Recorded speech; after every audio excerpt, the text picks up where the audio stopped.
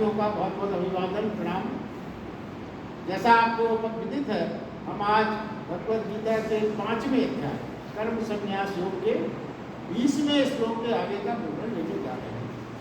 इस अध्याय में कुल 29 श्लोक हैं। इसका मतलब हम इसकी समापन की ओर बढ़ रहे हैं।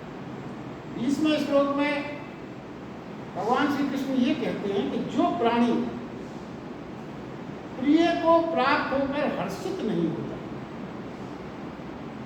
और अप्रिय को पाकर उद्विग्न नहीं होता, ऐसा स्थिर बुद्धि संशय रहित ब्रह्मवेत्ता प्राणी सच्चिदानंद घन परम पिता परमात्मा में एक ही भाव में स्थित होता है और परम धाम में निवास करता है। अब देखिए, इसकी व्याख्या प्रारंभ करने से पहले वो बातें बहुत जो हमारे नित्य जीवन में जुड़ी हैं, और वही बात इसमें लिखी है।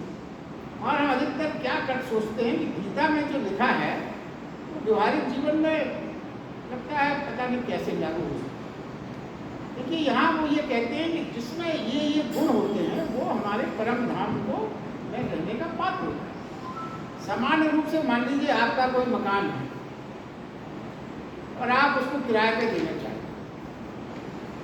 किराए पे देने के पूर्व निश्चित है जो आप रोज करते हैं, और आप सब जो किराएदार जिससे भाई बात होती है, पहले हम उसके पारिवारिक बैकग्राउंड, कहाँ नौकरी कर रहा है, परिवार में कौन कौन है, थोड़ा बहुत उसकी सामाजिक प्रतिष्ठा क्या है, कोई ऐसी बात नहीं होती, ये सब हम पता करते हैं सामान्य। तब उसको हम अपने घर में किराएदार के रूप में सभी सामान्य। तो जब हम अपने मकान में किसी को रखने के लिए ये सामान्य प्रक्रिया रोज करते हैं, तो परम धाम में भगवान भी तो ये करेगा। हर किसी को तो एंट्री तो नहीं दे देगा वो। तो भगवान की क्या क्या शर्तें हैं, इसकी कल्पना आप सब कर सकते हैं। भगवान आप में क्या गुण देखेगा तब आपको परम धाम में जाएगा। अब हम सब परम धाम में तो जाना चाहते हैं कि उसके सानिध्य में रख ले वो हमको, उस कॉलोनी में, अपनी कॉलोनी में जगह दे दे। मगर उस कॉलोनी में रहने की पात्रता पहले हम अगर डेवलप अपने में नहीं करेंगे तो कैसे अलाउ करेंगे। उसकी एक बात और है, सामान्य जीवन में हम सब उसी को अपना मित्र बना पाते हैं या उसी को अपने साथ रख पाते हैं जिसके साथ हम कंफर्टेबल महसूस करते हैं। कंफर्टेबल महसूस हम किसके साथ करेंगे? जो हमारे स्वभाव को, हमारी स्टाइल को थोड़ा मैच करता है। अब यहाँ पे संसार में तो तरह तरह की स्टाइल हो सकती है, मगर भगवान की स्टाइल तो एक ही है। क्या क्या उसको पसंद है, इसकी बहुत विवरणा करते हुए आप इसकी कल्पना कर सकते हैं वो कैसे लोगों को पसंद करेगा अपने साथ रखने के लिए। तो हम सब परमेश्वर के पास पहुँचना चाहते हैं, ये चाहते हैं वो हमें अपना अपना ले, हमें अपना सखा बना ले, हमें अपना भाई बना ले, हमें अपना पिता मान ले। मगर उसकी जो शर्तें हैं मित्रता की या समर्पण की, शर्तें हम पूरी करने का प्रयास बिना किए कैसे उसकी सानिध्य, उसकी कृपा या उसका सखा भाव नहीं पा सकते। तो एक ये जीवन में जो ये सामान्य बातें हमेशा घटती हैं वही तो आध्यात्म, उससे अलग कुछ नहीं। अब देखिए, वो कहते हैं कि प्रिय से आकर्षित न हो और अप्रिय से विकर्षित न हो, जो राग में मोहित न हो और द्वेष से उसके अंदर विरागी में ना हो शामिल, जो स्वयं में ठहरा हुआ समत्व को प्राप्त हो, ऐसे प्राणी ही परम धाम ये परमात्मा चतुर्धाम में हो। अब एक मनोवैज्ञानिक बात हम ये समझने की कोशिश करें कि प्राणी जो प्रिय को प्राप्त करके हर्षित न हो और जो अप्रिय को प्राप्त कर उद्विग्न न हो, इस सब की जाने की क्या आवश्यकता है? हम तो सामान्य जीवन में हमेशा ये देखते हैं, भाई हमें कोई चीज़ प्रसन्नता की बात भी घटेगी, हर्ष होने में क्या बुराई है, और कोई अप्रिय बात घटी तो थोड़ा सा उद्विग्न हो ही जाते हैं, स्वभावगत है। भगवान किसके लिए क्या करो? जीवन में हमें सब चीज़ों का पता है, ये ऐसी कठिन बात जो बड़ी अस्वाभाविक सी लगती है, क्योंकि गीता तो हर कोई सुन सकता है और बात, मगर अपन को ये सुनना चाहिए आखिर ये कहा क्या। इतने बड़े सामान्य सी चीज को होने देते, चलने देते। इसका मतलब पहली बात ये समझें कि इसमें कोई बहुत गहरा रास और कोई बहुत गहरा हित हमारा छिपा हुआ है। कोई भगवान कृष्ण में कोई ऐसी बात नहीं है जिसमें आपका आनंद न छिपा हो, आपका हित न छिपा हो, आपका कल्याण न छिपा हो।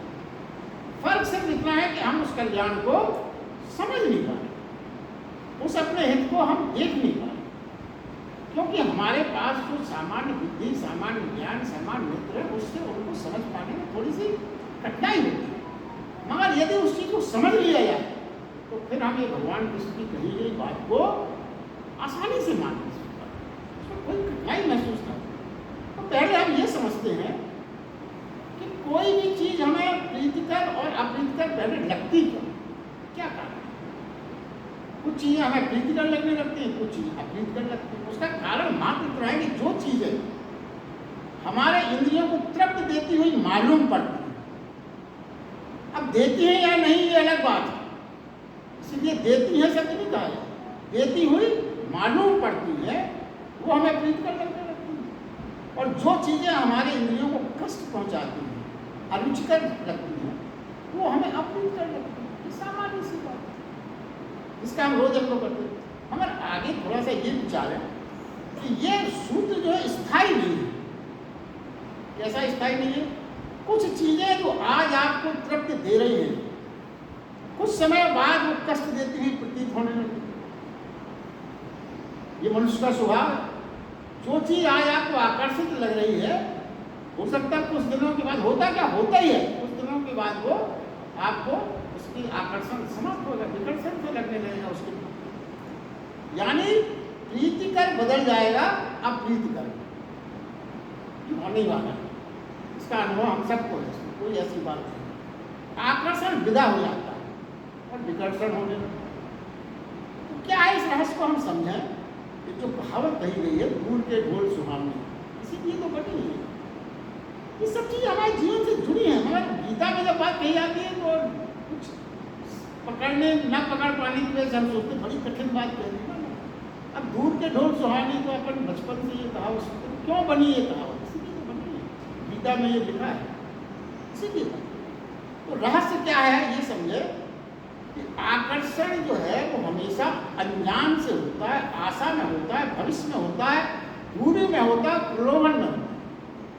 आकर्षण खाली उन्हीं चीजों में होता है जो दूर है, भविष्य में है, आशा में है और प्रलोभन में है। प्रलोभन लगता है नहीं मिल जाए तो बड़ा ठीक रहेगा, और पाने के बाद कोई चीज जो आपको जिस चीज की आपकी है पाने के लिए आप संघर्ष कर रहे हैं, पाने के बाद क्या होगा? शीघ्र ही सब निरर्थक सा, व्यर्थ सा, बेकार सा लगेगा। मनुष्य का स्वभाव है, तो ये होता ही होता है। फिर क्या है? पाने के बाद सब बेकार सा लगने जाता है, और आंखें फिर क्या करती हैं? आंखें कहीं और अटक जाती हैं। जिन आंखों ने उस सौंदर्य को पाने के लिए बहुत प्रयास किए, तो पाने के बाद वो तो लगने लगेगा व्यर्थ, और आंखें कहीं दूसरी जगह अटक जाएगी। ये रोज होता है मनुष्य का स्वभाव। तो ये क्या है? अब देखिए समझना हमको ये है कि ये कैसे हो प्रीतकर अप्रीतकर में हम सम रह सकते। भगवान कृष्ण यही तो कह रहे हैं कि प्रीतकर अप्रीतकर में आप सम रहें। अब प्रीतकर और अप्रीतकर में सम रहा कैसे जाए, ये बात समझने की। तो सिर्फ देखिए होता क्या है कि हमें कोई चीज प्रीतिकर लगी या अप्रीतिकर लगी, उसका आभास हमें कैसे होता है कि मस्तिष्क में हमारी चेतना का जैसा प्रभाव पड़ता है वैसे ही हमें लगने लगता है। जैसे आपकी चेतना, यदि आप ऑपरेशन कराया जाता है, अगर आपको एनेस्थीसिया दे दिया गया तो मस्तिष्क में उस कटने की सूचना नहीं पहुंचती, तो आपको कुछ नहीं लगता। ऑपरेशन हो जाता है, आपको कुछ नहीं महसूस। तो इसमें तो आपको एनेस्थीसिया दिया गया, इसलिए आपके मस्तिष्क ने वो जो आपको लगा अप्रीतिकर काम जो काटने का हो रहा था, तो आपको पता नहीं चला। एनेस्थीसिया। तो क्या कोई ऐसी प्रक्रिया है कि हमें बिना एनेस्थीसिया भी दिए हुए भी ये स्टेज पा सकते? यही साधना, हम बिना एनेस्थीसिया दिए हुए भी उस स्टेज पे अपने दिमाग को ला सकें जहां पर हमारी चेतना उसको भाव को ग्रहण न करे। तो क्या है? देखिए है क्या, अगर आपको बुद्ध बुद्ध भगवान को एक बार जब वो जा रहे थे तो एक ने उनके ऊपर थूक डाली। भगवान कृष्ण, भगवान बुद्ध की चेतना के ऊपर उस भाषण में तो जानते हैं आप भगवान क्या अवतार थे। उन्होंने उसको पहुंच के ये कहा कि बेटा तुझे और कुछ भी कहना या कह चुका। इसका मतलब उन्होंने उसको ग्रहण नहीं किया, बल्कि उन्होंने ये समझा कि ये इसके कहने का एक तरीका है। शब्दों को न लेके उसने उस क्रिया को कर दिया। उसके मन में जो भाव हो और कुछ भी अगर कहना हो कह ले। तो है क्या कि फिर जैसे कभी आपके ऊपर नेताओं की तो ये बात आप बोल देते, तो कभी फूलों की वर्षा होती है, कभी स्याही फेंकी जाती है, कभी कुछ होता है, हाँ तो मुस्कुराते रहते। हालांकि वो आर्टिफिशियल है, मगर वैसा अगर हम अपना स्वभाव बना लें तो हमें इन बातों का कोई असर ही नहीं है। असर तब नहीं हुआ जब हम ये माने कि ये फूलों की वर्षा भी अस्थायी है और स्याही जो फेंकी जा रही है तो वो भी अस्थायी है। ये सब चीजें घटित होती रहती हैं जीवन में, इसको ज्यादा चेतना पर मत ना। तो जीवन इस स्टेज पे भी आ जाए कि कोई आपको फूलों की माला पहनाए और कोई आपको जूते की माला पहनाए, दोनों में आप ना हर्षित हो ना। तो ऐसा करने से क्या है, प्रत्येक अवसर पर तटस्थ भाव, साक्षी भाव में रहने पे, यदि जैसा कई बार गीता में कहा गया, साक्षी भाव मतलब क्या है अंदर के साक्षी भाव अगर बना लेते हैं हम अपने में, धीरे धीरे अंतर जो है समता को प्राप्त हो। क्योंकि हम क्या करें, गाली देने वाला एक है, गाली खाने वाला एक है, और तीसरा व्यक्ति और पैदा करें जो साक्षी भाव से दोनों चीजों को होते हुए देख रहा है। साक्षी भाव का यही मतलब, तो वो दोनों चीजों का आनंद ले रहा है। साक्षी भाव गाली देने वाले का भी देख रहा है, वाह क्या गाली खाई, वो अपने लिए भी देख रहा है, आज पता चला गाली खाना पड़ रही है, बोल समझ, मतलब वो विचलित नहीं है। ऐसी स्टेज से ही हम उस भाव में पहुंच सकते हैं जो एनेस्थीसिया देने पर आपके मस्तिष्क जो इंफॉर्मेशन नहीं पहुंचती थी। तो देखिए वस्तुतः हमें ये समझना ही होगा कि सुख भी पागल करता है, क्योंकि हम उसके पीछे भागते हैं। कई बार अपन ने उदाहरण दिया, भागते हैं तो जब वहाँ पहुँच जाते हैं लगता है यहाँ सुख नहीं है, वहाँ जो खड़े में यहाँ कहाँ सुख तो और आगे था, 1 किलोमीटर दूर जगह है वहाँ है सुख, चलो फिर वो भागता है। तो क्या है, सुख भी पागल करता है, हम पीछे पीछे भागते हैं सुख, और दुख भी पागल करता है क्योंकि हम उससे दूर भागते हैं। भागना जो हमारा है वो दोनों स्टेजेस में एक है, पहले आप उसकी ओर भाग रहे हैं फिर उससे भाग रहे हैं, फर्क कुछ भी नहीं है। फिर चेतना जब हमारी इन दोनों के बीच में ठहर जाए, डामाडोल न हो, क्योंकि सुख और दुख दोनों के कारण भीतर बदलते रहते हैं। एक चीज से आपको सुख है, जैसे पेंडुलम एक तरफ गया, वहां गया नहीं वही ठीक है, फिर इधर आ, फिर इधर आ, फिर इधर आ। तो हम एक्चुअली अगर हम देखें तो पूरा जीवन हमारा इसी में चला रहता है कि हम कुछ समझ ही नहीं पाते कि हम जो चीज़ खोज रहे थे उसमें सुख था, फिर दुखी में मिल गया वो चीज़ में, फिर कष्ट आ गया, पता नहीं क्या सही है, चलो उसको देखते हैं, उसमें नहीं मिला, चलो चौथे को देखते हैं, फिर आ गए, फिर कुछ दिन बाद लगता नहीं जो पहला छोड़ के आए थे वही ठीक था, फिर लौट के आ गए। पूरा जीवन इसी में तो करता है, पूरा जीवन इसी में करता है। और इस जो आपका जीवन जो एनर्जी कट रही तनाव में, इसलिए तनाव में रहते हैं, समझ ही नहीं पाते। पहले में तीसरी में गए, दूसरे तीसरे में गए, फिर पहले में आ गए, इससे अच्छे कम वही। तो क्या हुआ ये, भगवान कृष्ण इस तनाव से ही बचाने के लिए ये बात कहते हैं कि ना हर्ष में हर्षित हो, ना दुख में दुखी हो। यही कारण तो वो हमें इस बेवकूफ़ी से और इस तनाव से बचाना चाहिए, इसीलिए वो ये बात कह रहे हैं। देखिए इसका मतलब एक बात और समझें, तो कृष्ण भगवान ये जो बात कर रहे हैं, तो क्या कृष्ण भगवान को कोई कुछ होता ही नहीं, कृष्ण भगवान को भी कांटा लगेगा तो दर्द होगा, ऐसा न समझें कि कृष्ण भगवान को कांटा लग गया तो दर्द ही नहीं होगा। खून भी उनको बह सकता है, चोट भी उनको लग सकती है, मगर चेतना उनकी क्या कहेगी, ठीक है जो हो गया देखते हैं, क्या करेंगे, कांटा निकालेंगे किसी औजार से, मलहम पट्टी करेंगे, लेकिन चेतना विचलित नहीं होगी। इलाज सब करेंगे, दर्द उनको भी होगा, कष्ट उनको भी होगा, घाव उनको भी इन्फेक्शन पकड़ सकता है। ये नहीं है कि चेतना अगर उनकी नहीं कर रही तो वो उनको कोई इन्फेक्शन नहीं हो सकता, धूल पड़ जाएगी घाव में, इन्फेक्शन होगा, मगर उनकी चेतना विचलित नहीं होगी। अब देखिए, इस सिद्धांत के हिसाब से यदि सनातन धर्म की जो बहुत बात जो कही गई, उस सूत्र को हम पकड़ने का प्रयास करते हैं, और वो सूत्र जो सनातन धर्म के विपरीत में बात जो लोग करते हैं, उसको बहुत सार्थक जवाब दिया जा सकता है। क्या है वो सूत्र, क्या है वो रहस्य, हो सकता है। देखिए, यहाँ ये बात कही गई कि चेतना जहाँ स्थिर हो, किसी प्रकार का कोई भी उसका दुख में, सुख में, या गाली में, या प्रशंसा में, या पूजा की फूलों की माल में कोई असर न पड़ता हो जिसकी चेतना में। अब देखिए, ये बात समझाने के लिए ऋषियों को बड़ा सोचना पड़ा। ये सूत्र तो समझ में आ गया, मगर अब सामान्य जन को कैसे समझाया?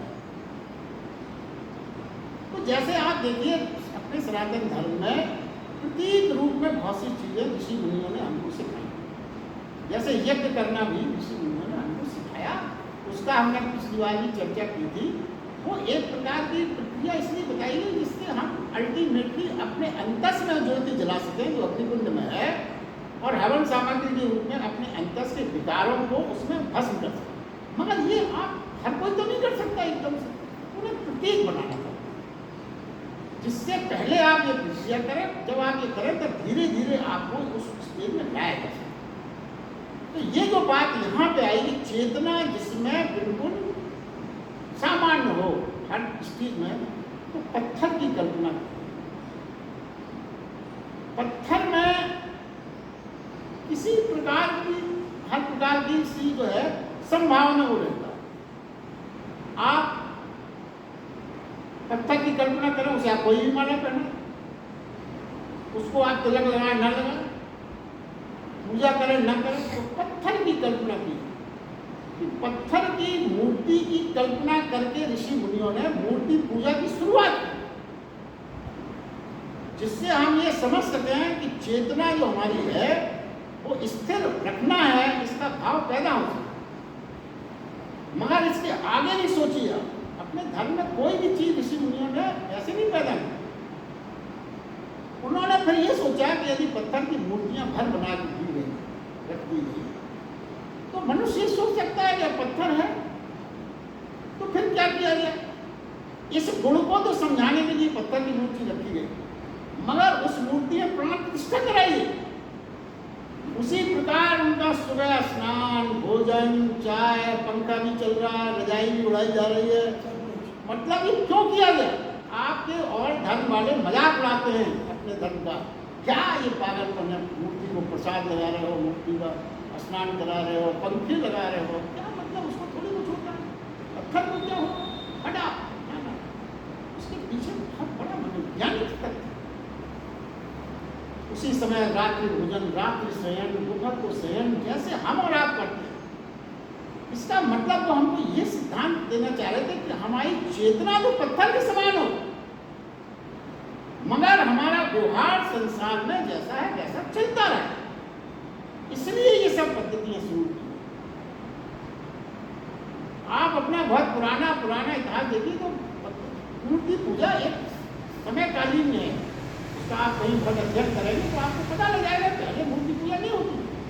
ऋषि मुनियों ने उसको स्थापना की जिससे हम सामान्य जन को कुछ सिखा सके, समझा सके। और दूसरा कारण उसका एक ये भी था, एक तो ये कारण है, दूसरा कारण ये भी था कि हमारा जो एकाग्रता है वो भगवान के सामने ही ज्यादा लगती, तो आपको एक साकार रूप में दिखा दिया। उस साकार रूप के इसलिए वहां अटकना नहीं है, मगर आप उसके पीछे छिपे निराकार की परिकल्पना आप साकार में जब डूब जाओगे, साकार की पूजा करते करते जब आप मगन हो जाओगे, आपका ध्यान बिल्कुल एकाग्र बिल्कुल हो जाएगा, तब आपको शुद्ध है बिना परिश्रम के उसके पीछे निराकार के दर्शन।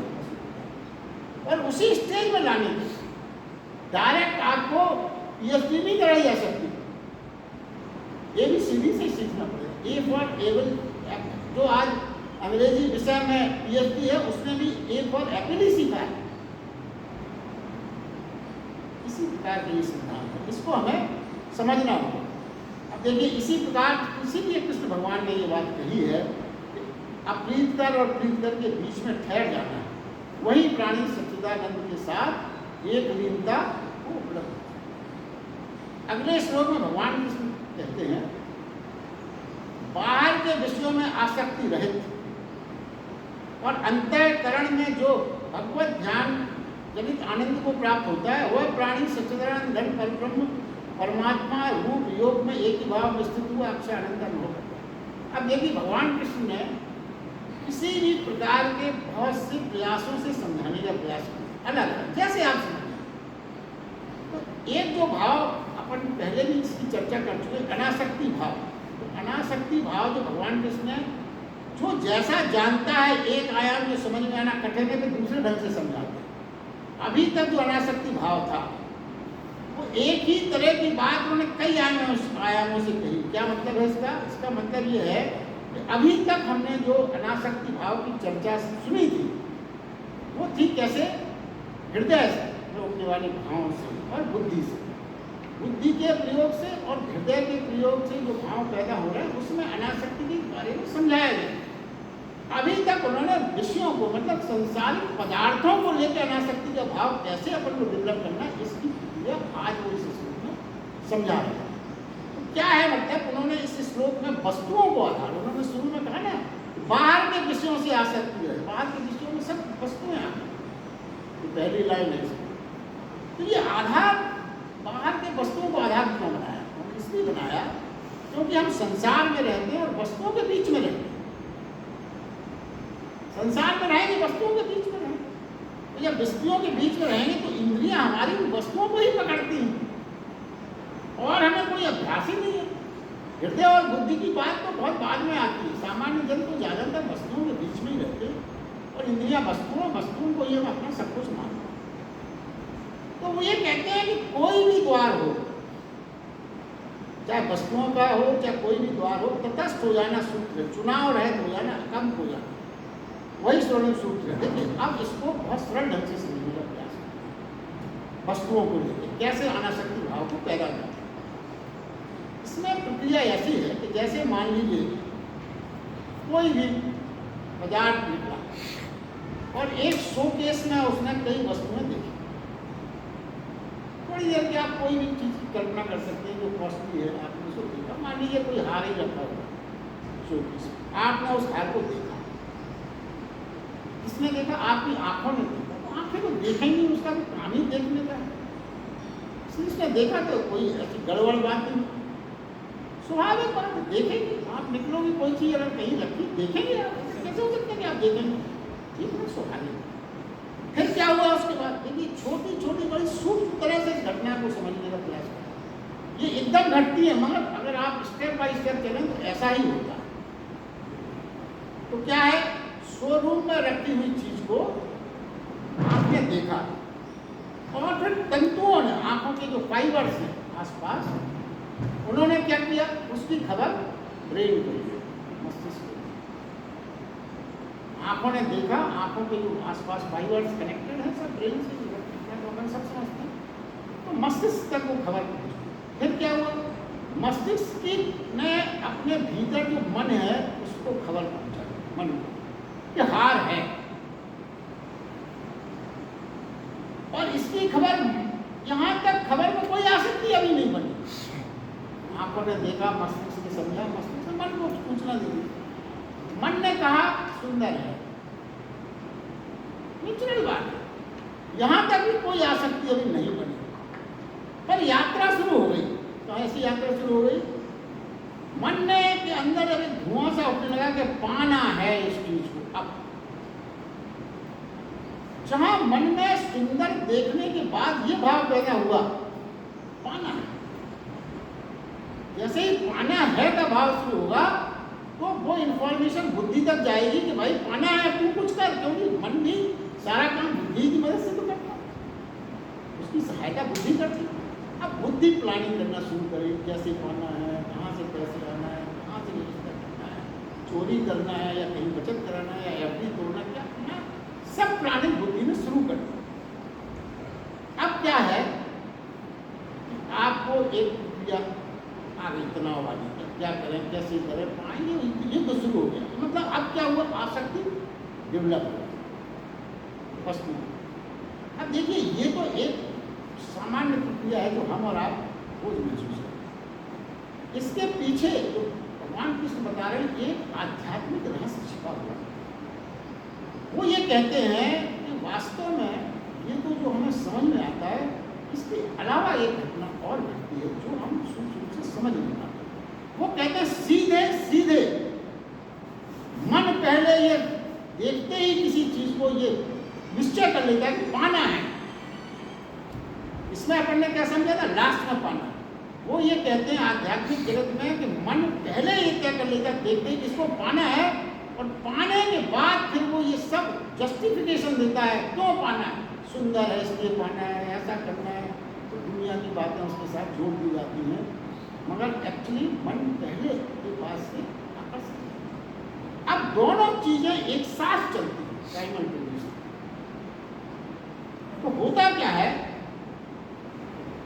इस खबर को सुन के भीतर से मन कहता है सुंदर सब। देखिए फिर क्या हुआ, अब देखिए क्या है, मन को दो प्रकार से खबर मिली। मन को दो प्रकार से खबर मिली। पहली खबर शरीर के द्वारा प्राप्त, आंख से, जो अपन ने पहले चर्चा की विषय वस्तु की। दूसरी भीतर की वासना की खबर आती है कि पाना है भीतर से, जो डायरेक्टली आध्यात्मिक दृष्टिकोण से जो बात मानी जाती है कि मन को पहले से ही, सबसे पहले मन को ही खबर होती है कि पाना है। दोनों का मिलन मन पर होता है। वो एक चीज उसके मन में भीतर से आई और एक शरीर के द्वारा जो आई। दोनों इच्छाओं का, दोनों जो पाने के निश्चय है, वो मन पे दोनों चीजों का मिलन होता है। एक अंदर से आ रही है भाव तो पाना है, और एक बाहर से आंख के द्वारा देखने पे आ रहा है। और जब इन दोनों इच्छाओं का मिलन हो जाता है तब आसक्ति परफेक्ट जो है समझाने की कोशिश की कि जब ये दोनों का अब अनासक्ति भाव पैदा कैसे। देखिए ये सब रहस्यपूर्ण लगते हैं, मगर अगर आप इसको थोड़ा सा भी एक बहुत से सुने तो कोई कठिनाई नहीं है। समझाए क्या समझना है कि बाहर से जो खबर आए तो वो तो आना ही चाहिए और आएगी ही, क्योंकि आपकी आँख काम ठीक कर रही, मस्तिष्क ठीक काम कर रहा है, वो आएगी, उसको आप रोक नहीं सकते, स्वाभाविक है खबर आना। आँख कान नाक सब ठीक कर रहे हैं काम, तो आएगी, उसको आप रोक नहीं सकते। मगर भीतर की जो वासना आकर मन के दरवाजे पर यदि उसे ना मिले, जो भीतर की वासना जो है ना, वो मन के दरवाजे पे उस बाहर हुई आई हुई आसक्ति से मुलाकात ना करे, तो फिर उसको बाहर से जो आई है भाव, वो फिर निरर्थक हो जाएंगे, वो बेअसर हो जाएंगे। उस बाहर से आई हुई खबर में जब तक भीतर से आई हुई खबर मिले ना आके, जैसे आपके घर कोई आए, आपसे मिलने के लिए आए, क्या आप मिलने से मना करें या ना आए उससे मिलने, तो क्या हो। ये चीजें अपन रोज घटित होती है, आप उसको इससे जोड़ के समझें तो क्या हुआ, उसका माना व्यर्थ हो जाता है। कोई व्यक्ति जैसे किसी अफसर के यहाँ पे भेंट या पैसे लेके या किसी काम के लिए पहुंचा और अफसर बाहर ही ना, कोई मतलब, तो उसका मनोकामना पूरी नहीं हुई, अधूरा हो गया सब कुछ। यही आध्यात्मिक रहस्य छिपा हुआ। भीतर की जो आध्यात्मिक से जो भीतर की वासना, भीतर की चाह पैदा हुई थी, वो अगर बाहर से उसे ना मिले तो कुछ नहीं होने वाला। तो ठीक है, अब ये समझिए कि भीतर कोई वासना नहीं आएगी। अब भीतर की जो वासना ना आए, इसके लिए क्या करना है भाई। भीतर की वासना ना आए, आपने कह तो दिया, सुन दिया, मगर वो बने कैसे, कैसे उसको रोका जाए, ये समझना है। तो हम क्या करें, वो ना बने, भीतर ना बने वो वासना मन में, उसके लिए क्या करना है, क्या करना है आपको। इसका एकमात्र तरीका जो भगवान कृष्ण बताया वो ध्यान। ध्यान ही एकमात्र तरीका। क्या, जैसे ही कोई वस्तु आपको दिखे, देखने के पहले वो आपको मन की प्रभावित करे। ध्यान का मतलब आप उसके बारे में तटस्थ विचार करना शुरू करें, यही तो ध्यान है। भाई ये क्या हम कर रहे हैं, क्या आवश्यक, क्यों जरूरी, क्या है। ये जहाँ आपने ध्यान शुरू किया तो तत्काल जहाँ आपने ध्यान से देखा तो देख पाने की वासना बनना फिर बंद हो जाए। तो वो क्या कहते हैं, पहरेदार बने। पहरेदार, ध्यान का मतलब पहरेदार बने। भगवान बुद्ध ने कई जगह ऐसा कहा है कि जैसे घर पर अगर आपके घर पे पहरेदार न हो तो चोर घुसने की प्लानिंग करने लगता है। भाई वहाँ कोई पहरा नहीं है, आजकल अकेला है घर, वो बाहर कोई नहीं है, अच्छा है पहरेदार है, जाए किसी ने चलो। तो क्या हुआ, उसी प्रकार वासना का यदि ध्यान रूपी पहरेदार नहीं है तो वासना भी मन के अंदर घुसने में सफल हो जाती है। उसको असफल करना है तो हमें अपने ध्यान का पहरेदार बिठाना होगा। ये मूल बात है। फिर आसक्ति निर्मित जब तक नहीं होगी, जब तक दोनों के मध्य में ब्रिज अगर ना बने तो उसकी यात्रा आसक्ति की पूरी नहीं हो सकती। ब्रिज बनता है, एक चीज इधर से आई, एक चीज इधर से आई, ब्रिज बन गया, दोनों मिल गए। इस ब्रिज को ना बनने देना तो फिर आसक्ति पैदा होने का कुछ भी नहीं। और कृष्ण भगवान कहते हैं कि आनंद पाना है जिसको, प्रभु को पाना है जिसको, उसको क्या करना पड़ेगा, वृत्तियों को ठहराना होगा, जागृत रहना होगा, चेतना को होश से भरना होगा, वस्तुओं में आकर्षित मत होने दो और आसक्त मत हो। ये मूल सूत्र है। देखिए ध्यान ये रहे कि आसक्ति निर्मित ना होने देना, ना बनने देना सरल है। एक बात और समझ लो, आसक्ति का निर्मित ना होने देना, ना बनने देना शुरुआत में सरल है, मगर अगर भीतर वो निर्मित हो गई एक बार तो उसे तोड़ना होगा। आप प्रारंभिक स्टेज में रोक सकते हैं, ये बड़ा मौलिक सिद्धांत है। एक बार आपने शुरू की सिगरेट पीना, कोई नशा करना, प्रारंभिक स्टेज में आप रोक सकते हैं, मगर एक बार वो आपकी हैबिट बन गई, आदत बन गई, फिर उसको तोड़ना यही सिद्धांत यहाँ लागू होता है। वासना और आसक्ति अगर आपने निर्मित होने दी फिर उससे बचना बिल्कुल बहुत कठिन होता है। शुरुआत में लोग फौरन ध्यान लगा के सोचो ना ना ना ये चीज़ नहीं होनी, ये चीज़ नहीं करनी चाहिए। ये जो मुख्य बात है, ये भगवान कृष्ण कहते हैं। और उसी से निर्मित आसक्ति को विकसित करना फिर बाद में कठिन हो जाता है। शुरू में बहुत सरल है। देखिए एक जो हमारे सिद्ध साहब को निश्चित मालूम होगा, एक ग्रंथ है विज्ञान भैरव, उसमें 112 सूत्र दिए गए। और वो कैसा सूत्र है, वो शंकर भगवान और पार्वती माता का संवाद, विज्ञान भैरव उस ग्रंथ का नाम है। उसमें कुल 1200 सूत्र है। बस उसकी शुरुआत कैसे होती है सूत्र में आप समझते हैं, उसको मैं बताता हूँ। पार्वती माँ ने शंकर भगवान से पूछा शांत कैसे हो जाऊं, आनंद मुझे कैसे उपलब्ध हो। ये माता पार्वती शंकर भगवान से पूछी, अमृत कैसे मिले। तो भगवान शंकर ने एक ही जवाब दिया, क्या बाहर जाती श्वास और भीतर जाती श्वास के बीच में ठहर गया, अमृत उपलब्ध हो जाएगा। ज्ञान भैरव 1200 सूत्र। तो अब देखिए आगे वो किताब फिर कैसे पढ़ती है। माँ पार्वती कहती समझ में नहीं आया, कुछ और कहें ठीक से समझा। तो शंकर भगवान ने फिर 2 सूत्र कहते चलते हैं, हर पंक्ति में वो यही कहते हैं बीच में ठहर गया। क्या वो कहते हैं जन्म और मृत्यु के बीच में ठहर गया। भगवान शंकर ने कहा जन्म और मृत्यु के बीच में ठहर गया, प्रीति और अप्रीति के बीच में ठहर गया, दुख और सुख के बीच में ठहर गया, सम्मान और अपमान के बीच में ठहर गया, मित्र और शत्रुता के बीच में रुक जा। बस यही सूत्र है उसमें, बीच में रुक जा, ठहर जा। क्या होगा, मुक्ति और प्रभु का प्रेम और सच्चिदानंद में गति प्राप्त। शंकर भगवान ने माता पार्वती से कहा।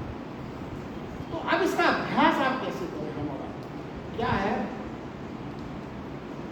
कहीं भी कैसे भी 2 विपरीत चीजों को खोज लेना, दो विपरीत चीजों खोज लेना, खुद खोज लेना और उनके बीच में तटस्थ हो जाना, ये अभ्यास है। खुद खोजिए, 2 विपरीत चीजें खुद खोजिए और उसके बीच में तटस्थ होने का प्रयास करिए। धीरे धीरे आप इस स्टेज में आ जाएंगे, बीच में ठहरने का क्या रहस्य, क्या आनंद है, जो शंकर भगवान ने पार्वती माँ को बार बार ये बात कहा। उससे क्या होगा, इधर उधर समस्त योग का सार यही है कि द्वैत में भटकती हुई चेतना अद्वैत में प्रतिष्ठित, यही भाव है। द्वैत में दो चीजों भटकती हुई चेतना अद्वैत भाव में स्थिर हो जाए, किसी भी मार्ग को अपना लें, मगर समझ लें कैसे भी, तो यही कृष्ण भगवान का प्रयास है, यही बात है। आगे भगवान कृष्ण ने क्या कहा है देखिए, एक श्लोक हम और जल्दी सुनने लेते हैं। पहली बात उन्होंने ये कही, इसके 22वें श्लोक के ऊपर विश्लेषण की चर्चा कर रहे हैं। इंद्रियों और विषयों के मेल से प्रतीत होने वाले सुख, इंद्रियों और विषय से और इंद्रियों का मेल होता है, उससे हमें सुख प्राप्त होता है। वो कहते हैं ये प्रतीत होने वाला सुख अंततः दुखी है, इसका अंत दुख में होने वाला है। वे शुरू होते हैं, क्यों वो शुरू होते हैं, सुख को समाप्त होते हैं। तो क्या मतलब हुआ, और चीजें तो आप छोड़ दीजिए, क्या होता है कैसे होता है, इतना तो सबको पता है और सब लोग आसानी से समझ सकते हैं। इंद्रियों और विषयों से प्राप्त सुख शाश्वत तो नहीं है ना, हमेशा रहने वाला तो नहीं है। बाकी और विश्लेषण में मत जाइए, मतलब एक बात तो सभी मानेंगे, इंद्रियों और विषयों से संयोग से प्राप्त सुख शाश्वत नहीं है। वो सुख शाश्वत नहीं है, वो सनातन नहीं है, सदा रहने वाले नहीं है। किसी भी विषय से इंद्रियों का जो सुख मिला वो सदा रहने वाला नहीं है, शाश्वत नहीं है और क्षणिक है। ये बात ही अगर अपन समझ में, भगवान को कहते हैं ऐसा जो जान लेता है ये क्षणिक है, शाश्वत नहीं है, सदा सुख देने वाले नहीं है, तो वो उनसे मुक्त होने का प्रयास करता है। जब आपको ये चीज समझ में आ जाए, अरे ये इससे कोई परमानेंट आनंद नहीं मिलेगा, बैठ गए, तो फिर आप उनसे मुक्त होने का प्रयास करते हैं। तो क्या होगा मुक्त होने का प्रयास में, वह सुख भासता है, ये समझ में आ जाएगा। सुख भासता तो है कि सुख है, मगर वास्तव में वो नहीं है। ये बात जब समझ में आने लगती है तो जैसे आप देखिए सारी इंद्रियां सुख इंद्रधनुष जैसे, इससे अच्छा उदाहरण नहीं हो सकता। इंद्रधनुष जो आप दूर से देखते हो कितना सुंदर है, बड़ा बड़ा आकर्षक, अपन मुग्ध हो जाते हो और बुलाते हैं सबको, देखो क्या आप कभी इंद्रधनुष के पास पहुंचे? तो बड़ा मुश्किल है पहुंचना, मगर आजकल तो चांद पे और हर जगह पहुंच रहे हैं। अगर आप कभी वहां पहुंच जाएं तो आप देखो वहाँ कुछ नहीं है सिवाय भाप के और भाप के कणों और पानी के कणों के अलावा कुछ नहीं दिखेगा वहाँ। उसी के वो है, वो सुख जभी तक है जब तक आप इंद्रधनुष के उसको दूर से देख रहे हैं, जभी तक आकर्षण है। तो ये जो इंद्रियां और विषयों वाले सुख है सब ऐसे ही सुख है, तो दूर से तो अपन को दिख रहे हैं। तो देखिए क्या है, जो भगवान कृष्ण क्या समझाते हैं कि जो ऐसा समझ लेता है, ऐसा जान लेता है, वो स्वायत्ता नेचुरली वासना से ऊपर उठकर आसक्त बनने से दूर हो जाता है अपने आप। जो ये बात समझ ले, जान ले कि ऐसा है इसकी वास्तविकता, वो अपने आप उन वासनाओं से दूर हो जाता है और चेतना जहाँ ठहर जाती है वहीं परम पिता से उसकी एक ही तरफा हो जाता है। देखिए एक बात और समझें, अगर आप कोई व्यक्ति बड़ा महल में रह रहा है और पास में झोपड़ी में, तो झोपड़ी में रहने वाले को वो महल बहुत बड़ा दिखेगा।